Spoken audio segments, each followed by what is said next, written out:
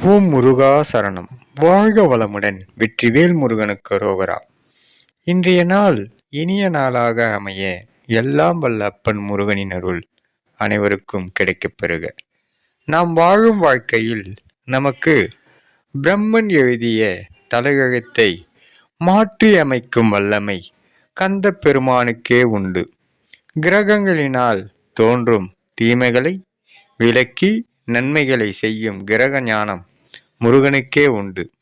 கந்தனை நம்பினோர் வாழ்வில் என்றென்றும் கைவிடப்படார். ஓம் முருகா போற்றி. ஓம் முருகா சரணம்.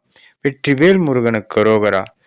கந்த கடவுள் இருக்கையில் நமக்கு எந்த கடவுளும் சொந்த கடவுளாக தோன்றுவார் என்று அப்பன் அருளுகின்றார்.